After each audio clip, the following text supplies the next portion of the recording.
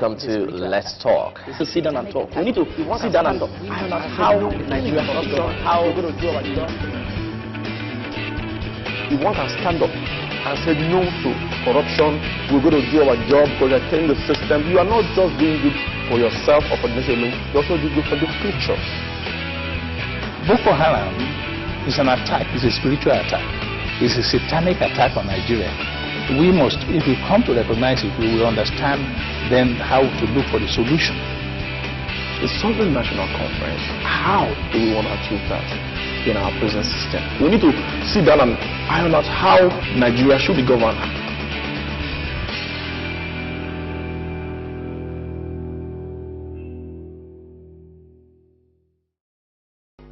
Hello, thanks for being with us again on another edition of Let's Talk.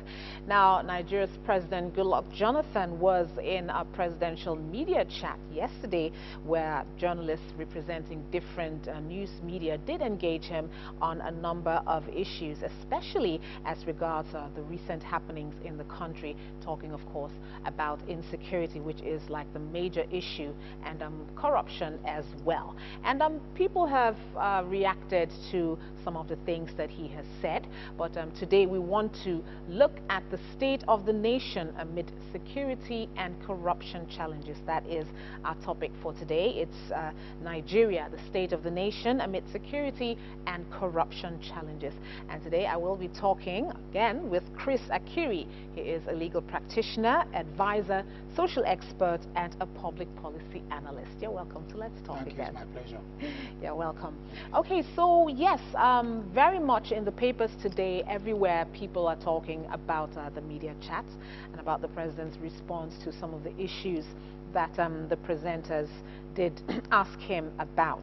Now, starting from the sack of his two security chiefs, which was in the news on Friday. That was when the news came that he had sacked his national security advisor as well as his defense chief. Now, he's saying the reason that happened was because they needed new tactics. You know, they needed new ways, new strategy to tackle the security threats. What was your reaction to all of that? What do you think about that reason he gave? Well, unfortunately, I couldn't buy into that reason. I wanted to buy into it, but it's not possible. It was not easy for me. You know, I thought the reason he gave that, you know, new tactics, fresh approach, good, and that's the way it should be. You know, because if you have public officers, you have appointed public officers to discharge certain functions, which functions it would appear they are not discharging, or they are discharging not effectively. It is your duty to turn them adrift and appoint new ones, introduce fresh blood. So, to that extent, he was right. Okay. But there was much more to it than met the eye. That's the turning adrift of the NSA, particularly the NSA, not necessarily the Minister of Defense, but the NSA. They'd been waiting for an opportunity to turn him adrift. Not necessarily because he's not performing, but because the northern elite did not like him from the beginning. Unfortunately, the northern elite had always imagined that the NSA position is a primordial preserve of the North, just like the Ministry of Internal Affairs. Okay. You remember, they've always thought the Ministry of Internal Affairs was theirs, which was the reason why when the late Alex Ibru was appointed Minister of Internal Affairs, oh, they almost rose up in insurrection against the appointment. And you remember that in 1996, he almost took his life. All right, but that's an aside. Now, the National Security Advisor position, the North has always regarded as their own area. Nobody else should be there. So when Jonathan came, coming from Bayelsa State, appointed a South-South person as the National Security Advisor, So from day one, they never gave him the slightest opportunity to perform. Just like they've never given Jonathan himself any opportunity to perform, because the North imagines that the zoning system had been violated. Okay. Wrongly, they imagine wrongly that the zoning system has been violated, and therefore you cannot be there. We render this country ungovernable for you. So they rendered the position of the National Security Advisor impossible for Owoye Azazi right from the outset. You see, so what to do? I'm sure the ears of the president must have burst over, remove this man, no, there he cannot be there, remove this man. And there were people clamoring to occupy that position from the North. You see, so the opportunity came when he made certain statements at Asaba. He did. He made certain statements at Asaba, and then, okay, that was it. So, where was the opportunity the president had been waiting for to do away with this man in compliance with the wishes of his of the governing class of the establishment? That was the opportunity. But the president did not want to react immediately so as not to give the impression that he was weak. Oh, the people are just agitating, and then you have turned this man adrift. So he waited. Now he traveled to Brazil, and then these things happened in Kaduna, in Zaria, in Jos. Oh, that was the immediate cause. Immediate cause why he should go. But if you look at the remote causes, because in historiography we talk of remote and immediate causes.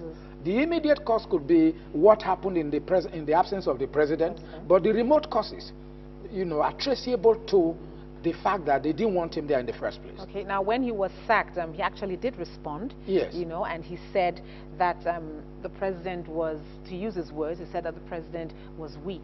Yes. That the president did not take his counsel, that he had advised the president to question the CPC presidential candidate, Muhammad Buhari, and some others, who he felt, because of some of the utterances they had made in the past, should be questioned as regards security, and the president did not accept his advice. So he was saying that in his defense. Yes, correct. You see, for example, I have said for the umpteenth time in this fora that the president had not done his duty. That he had been weak, he's been afraid of the North, he most probably must be thinking of 2015, he wants to come back again, he wants to prepare the ground for it, and the North is the first point of call where he must you know, get things right. So he's afraid of the North.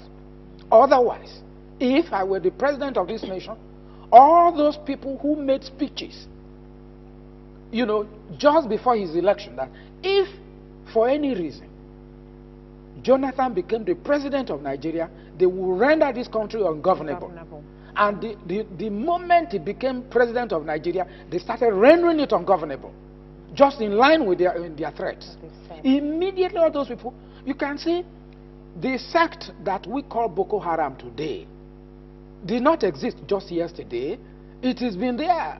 You like to say from a remote period of antiquity, it's been there. That sect has been there. It's been playing a role. It's been embarking on a jihad. You see, if I may just tell you, there are three types of jihad known to Islam. The jihad of the mouth, by which you must go about, you know, proselytizing the people with the word of your mouth.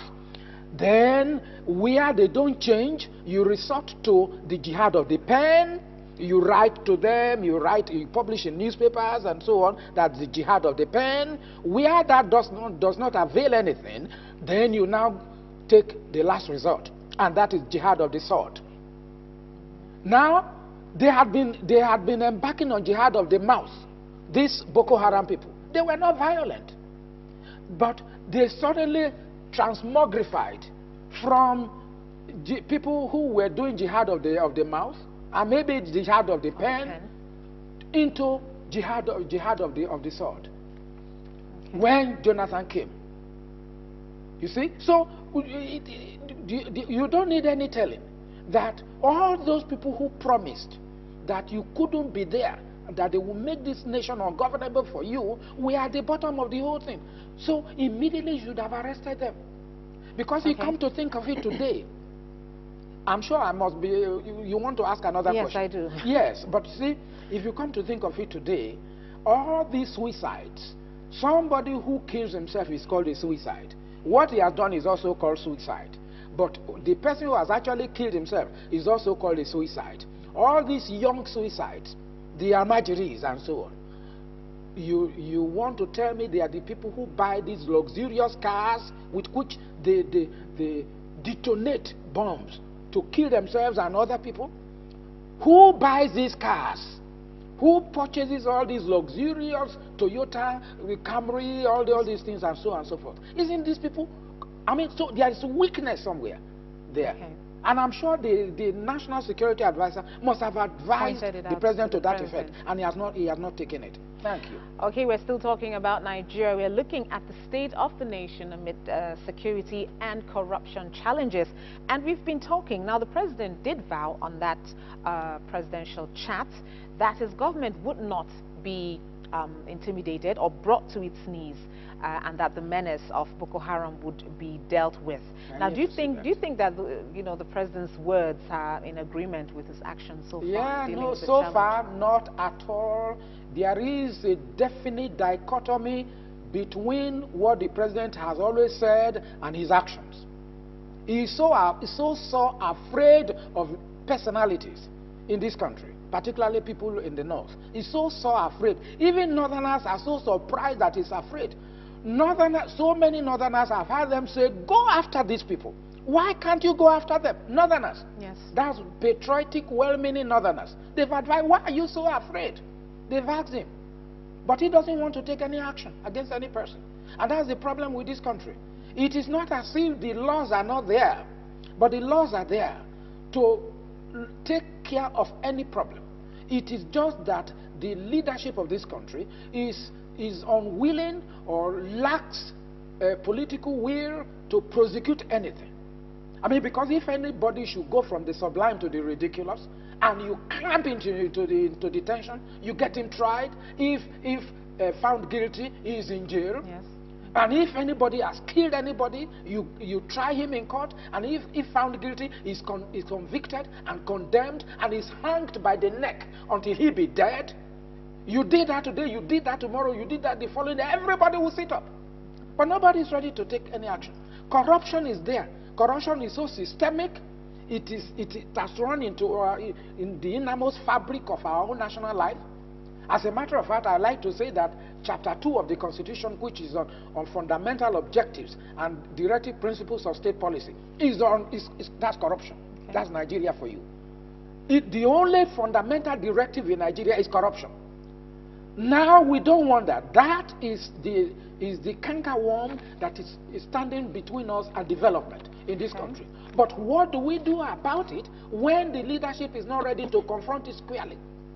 Okay. Yes. Now, before we move to the corruption part, let's quickly talk about this. Now, when the presenters asked him about Boko Haram, the president actually said that the intention of this sect is to destabilize the country. Now, I did agree with him to some extent because people think it's religious, you know. But he was saying that the intention of bombing places of worship, and you will recall that before now they had been bombing other institutions like the police headquarters, they had bombed the United Nations headquarters and all of that.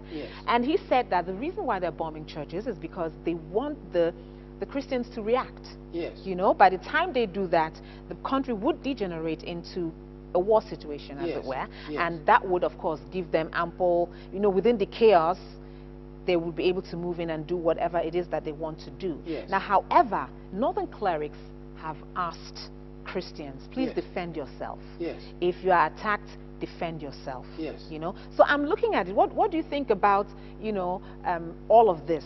Looking at the fact that if that happened, we would probably have a situation where there's so much chaos, where they will be able to move in and carry out whatever it is that they want to do.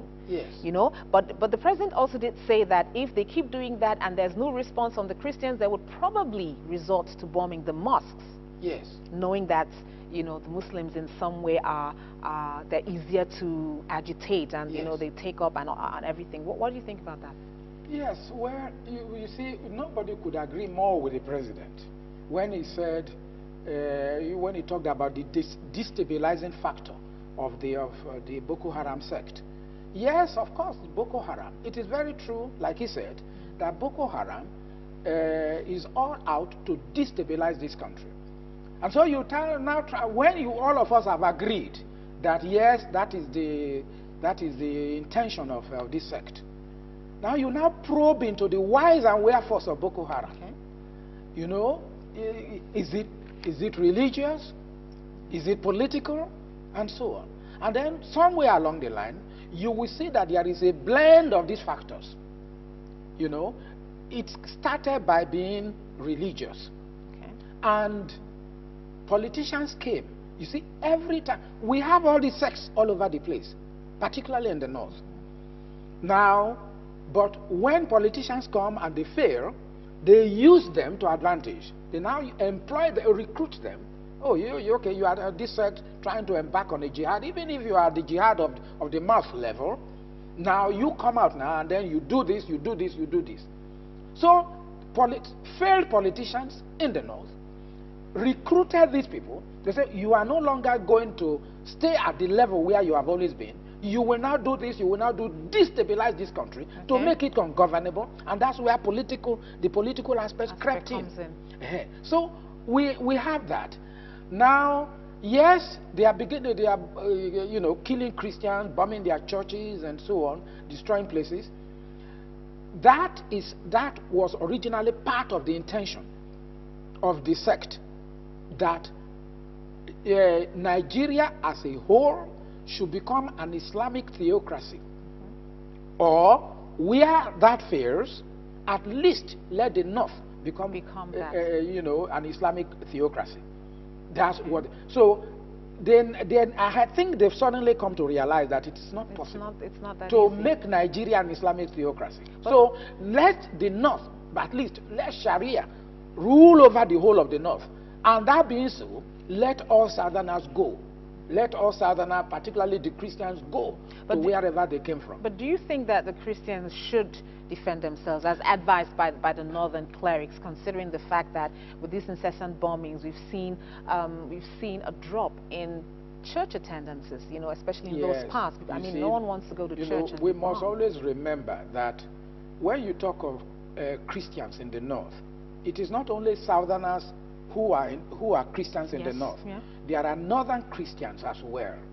Where do you want to drive them to now? Every day, every time, every Sunday, every Saturday, every event, they kill them. They bomb their churches, and it's not as if you are going to succeed in proselytizing these people from Christianity into Islam as a result of what you are doing. So what do you want them to do? Christianity preaches turning the other what? Cheek. The other cheek. That's what Christianity preaches. Now, but as far as I'm concerned, although that's what Christianity preaches, a point comes when it is stupid to turn the other cheek, because the other cheek, all the two cheeks are already sore. You have slapped me here. You've given me a thwack to the solar plexus today, this one, and you expect me to turn this one again, and I turn again, and I turn again. At a time comes when it becomes suicidal. It becomes suicidal to turn the other cheek if you don't want to kill yourself. You know, that point has now come. Nobody is saying, okay, there must be reprisal actions against these people, because maybe that's what they want, reprisal actions to create a bedlam in the north so that they can achieve their obnoxious objectives. But then a point comes when it will be stupid for the Christians to turn the other cheek.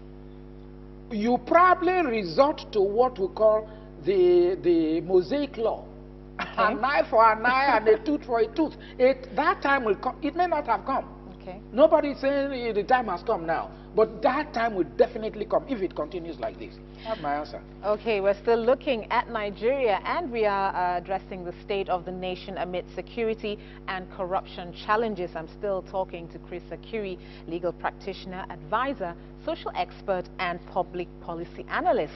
Now, I want us to, quickly go into the corruption aspect of that. Now, part of that media chat, in that chat, actually, the president, when asked about him declaring his assets and all of that, having declared his assets previously when he was vice president under the late Adua, and he said he was not going to declare his assets anymore. That is, to use his words, he said it's a matter of principle. That if it's, it then means that everybody would have to declare their assets. In short, he said he wasn't going to declare his assets. Now, do you think that many people say declaring of assets would help curb corruption? Do you think, with him not wanting to declare, do you think there's any relationship between curbing corruption and declaration of assets? Yes, I answered that question in the affirmative very, very strongly. Okay. There is a big relationship between assets declaration and corruption and curbing of corruption. Okay. Like this. I mean, it is not for nothing. It wasn't for nothing that the draftsmen of the Constitution, the 50 wise men who drafted the Constitution, put it there. And that's why I brought my Constitution. Okay. If you look at section 140 of the Constitution, it says the president, after his election, but before taking over, before beginning to perform, I'm almost quoting, okay, before beginning to perform the functions of that office, must declare his asset. That's what the law says. That's what the law says. Okay. And the Constitution is the fundamental law of the land. Okay. We call it the Fonset or Rigo of the Nigerian legal system. Nothing is beyond it. He swore in under Schedule 7, or the 7th schedule of the Nigerian Constitution. He swore the oath of allegiance and the oath of office, under which he swore to defend the Constitution, the provisions of the Constitution, to the letter, the spirit and the spirit and the letter of the Constitution. And section 40 of that Constitution says, you, Mr. President, after your election, shall not assume office, and you shall not begin to perform the functions of your office unless and until you declare your asset. Does that so you cannot say it's a matter of principle. It's not a matter of principle. It's a constitutional, requirement that he must declare his asset. And if you don't declare your assets as the president, the ministers will not declare their assets. All those public appointees who are required to declare their assets will not declare their assets. Because because discipline must flow from the top to the bottom, not the other way around. And things begin to rot from the head. If you see any dead fish, if it begins to rot, look at it very well. The rotting begins from the head. Okay. Yes, it begins from the head. So it is. Anyway, he was saying the reason he gave was that it was not going to improve the economy. It doesn't matter. You don't at least fulfill that aspect. Okay, so it is for the president and all public office holders. All public officers. Okay. So that we know what you wear when you came in. Started.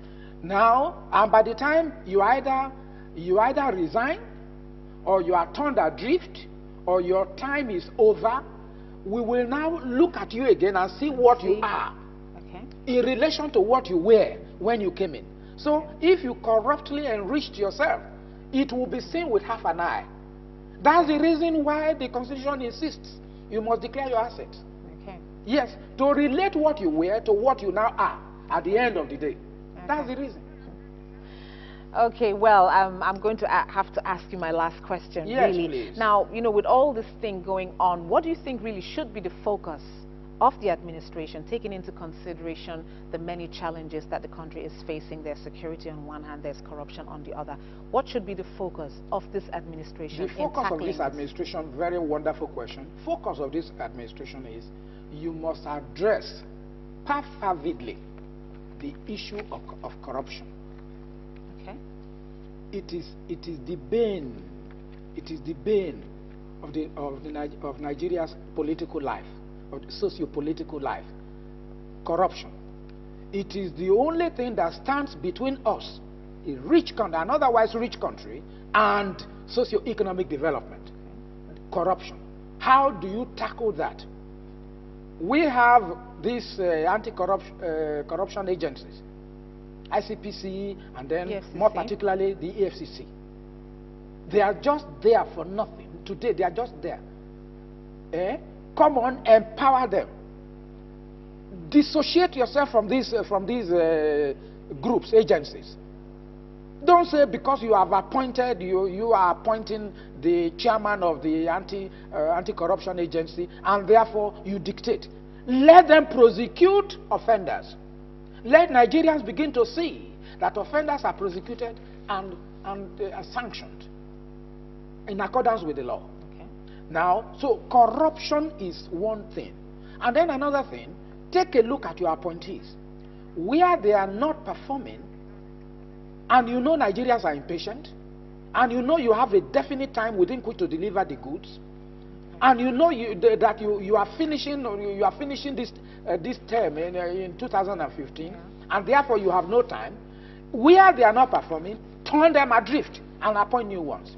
Okay. You don't need to look too far to see people who are suffused with, intellectual and professional expertise all over the place in Nigeria. If you can't get them in Nigeria, Nigerians in the diaspora are there for you to get to make this nation great. Corruption, number one.